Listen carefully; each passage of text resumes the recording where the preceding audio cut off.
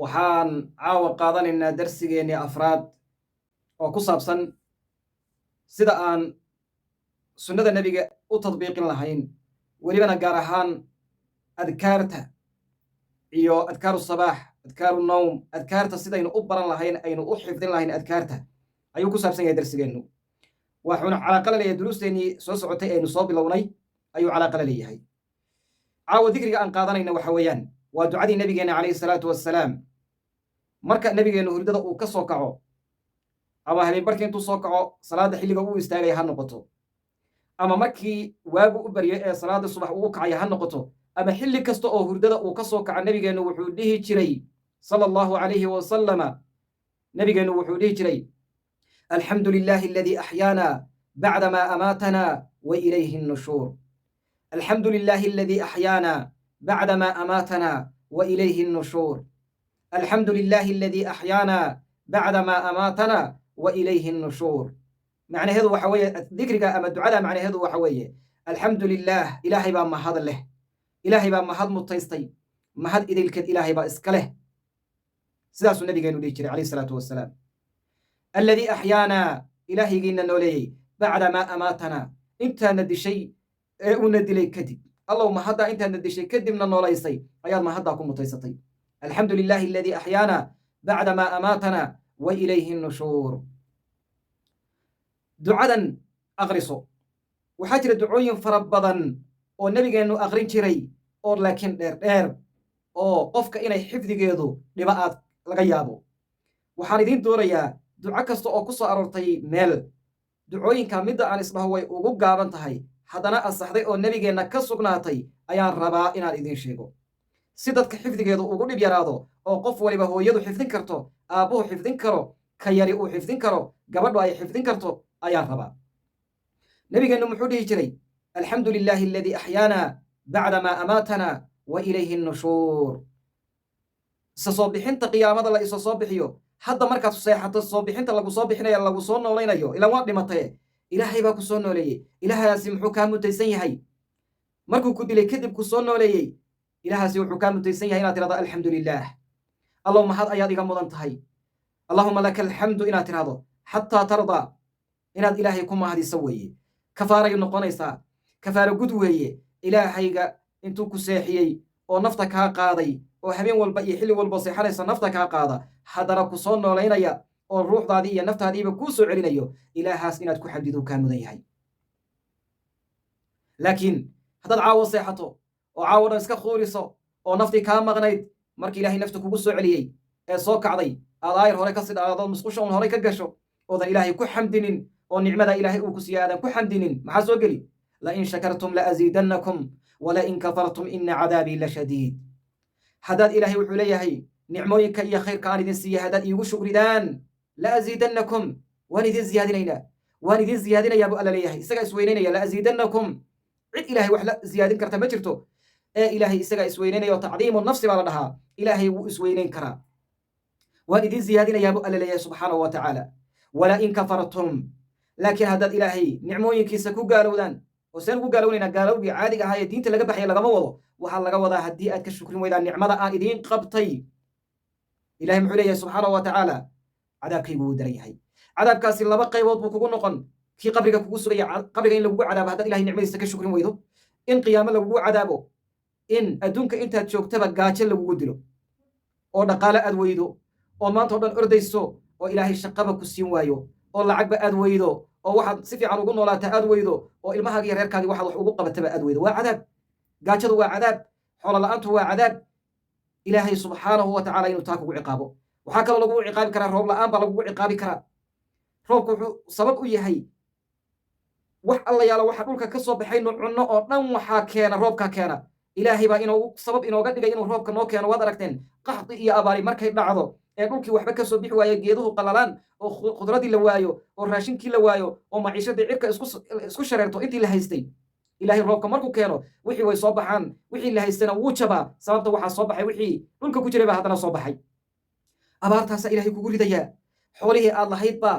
ganacsigii iyo tijaaradiiba ilaahay khasaaru kaaga dhigaya waad ku khasaaraysaa tijaaradii ganacsigii dukaankii wixii kuu kala socday oo dhan hal mar baad degaysaa ood khasaariba maxaa yeelay shukrigii baad ka tagtay ilaahay xamdigiisii baad ka tagtay allahuma laka alxamdu xataa tardaa baad ka tagtay ilaahay subxaanahu wa tacala inaad ku xamdido oo tirahdo shukran alxamdu lilaahi rabbi alcaalamiin ayaad ka tagtay ilaahay wuxuu kugu dhibayaa oo cadaabka kugu noqon kara ubadkaagii inay kaa go'aan inay kaa baaba'aan carruurtii oo cadowgii islaantu caloosha ay ku qaadayba inuu ka soo dhaco kuwii adduunka joogay inay le'daan inay ciyaala suuqiin noqdaan inay waxbarashadii diidaan inay noqdaan dad oo maaragtay nolosha ka dhaca noqdaan waa cadaab ilmahaagu janno iyo naxariis iyo raxmad weeye inay ilmuhu ku hagaagaan inay kuu bartaan inay dad ahlu khayra kuu noqdaan inay xaafidulqur'aaniin kuu noqdaan kuwa ilaahay adeeca inay kuu noqdaan waa raxmad iyo janno weeye cadaab waxaa cagsa daalika waa cadaab ah ilahay taasuu kuga cadaabi shukrigii ilahay markaad la iman weyda taasuu ilahay kuga cadaabi waxaa cadaab ah deriskaagii inuu ilahay kuga cadaabo oo deriskii deris xun kugu noqdaan meeshaa degtaba waxaa cadaab ah inay xaaskaagii iyo reerkaagii iyo ubadkaagii iyo wax allayaala wixii oo dhan ilahay kugu diro waa cadaab maxaa lagu mutaystaa waxaasoo cadaaba maxaa lagu mutaystaa haddaad shukri la'aan noqoto haddaad ilahay ku xamdin weydo ilahay nicmada ku siiya haddaad ka xamdin weydo ood ka shukrin weydo saasay kugu noqonayaan cadaab bay kugu noqonayaan walain kafartum ina cadaabii la shadiid waxaa laga wadaa cadaabu dunya waalaakhira labadiiba way kuu soo gelayaan kii aakharaba intaan la gaarin ka adduunka ayaad eber ku noqonaysaa oad ku baaba'aysaa marka walaal ilaahay subxaanahu wa tacaala ku shukri duca kasta ood mar walba akhrisanayso shukri ilaah iyo xamdi ilahay bay wadataa culummadu waxay dhahaan xamdiga markay tacriifinayaan iyo ilaahay in la mahadiyo markay tacriifinayaan ay qeexayaan ay sheegayaan maxaa laga wadaa waxay dhahaan waa saydu lmafquudi wa qaydu lmawjuud waxaadan haysanin ayuu kuu keenaa haddaad ilaahay ku xamdiso waxaadan haysanin oo nicmo ah ayaa albaabada kaaga soo furmaya oo isugu ka imanaya oo ilahay ku siinaya wax waliba wuu kuu dhib yaranayaa waa kow waa saydu lmafquud waxaadan haynin bay kuu soo ugaarinaysaa ee kuu keenaysaa arrinta labaad waa maxay wa qaydu lmawjuud nicmadii aad haysatay oo indhuhu ka mid yihiin aad wax ku arkayso meeqaan waxba arag oo dhaguhu ka mid yihiin aad wax ku maqlayso meeqaan waxba maqal laga yaaba inay hadda kahor wax maqli jireen ama weligoodba ayna waxba maqli ama weligoodba ayna waxba arag meeqaa kaba tegayba inay wax uriyaan oo wax u soo uro adigan ilahay baa ku siiya waa nicmo weeye meeqaa laga yaaba inuuna dhuuntii iyo afkii waxba ka qaadan karin oo caloosha iyo hungurigii iyo ay xidhan yihiin oo caloosha laga yaaba in irbad iyo lagu siiyo faleenba wax lagu siiyo ilahay adiga nicmadaasuu ku siiyey adduunyu ilaahay ku siiyey dhaqaalo intuu dhan yahayba iyuu ilaahay ku siiyey caafimaad buu ilaahay ku siiyey waxaad haysatana xamdiga ilaahay oo lagu mahdiyo oo tirahda alxamdu lilah aad tiraahdo markaad hurdada ka soo kacdo tiraahdo alxamdu lilahi aladii axyaana bacda maa amatana wa ilayhi nushuur aad tiraahdo maxay kuu dabraysaa oy kuu xajinaysaa wixii nicmo ahaayo ilaahay ku siiyey ee kuu sii joogay ayay kuu dabraysaa oon kaa dhaqdhaqaaqaynin wixii kaa maqnaana way kuu keenaysaa way ku soo dhowaynaysaa waad ku guulaysanaysaa idan maxaa laga rabaa mar kasta xilli walba inaad halmaansan tahayba mooyaane waa inaad gurto ood sheegto dikriga xamdiga waxyaabaha marka ilahay in lagu xamdiyo lagu shukriyo waxyaabaha ka qayb qaata ee mar walba ku xusuusin kara waxa weeye xilli walba dikrigii loogu talagalay iyo adkaartii loogu talagalay xifdi welibana adkaarta mar walba loogu talagalay way fara badan tahay ka ugu gaaban ee xifdigiisu uuna ku dhibaynin kaa xifdi ina diina yusrun walan yushaada diina ilaa galabatu diinteenna waa fudayd way fudud tahay qofka ka isku adkeeyana way ka qaalib noqotaa oo dadka mutashadidiinta diinta ku noqda waad aragteen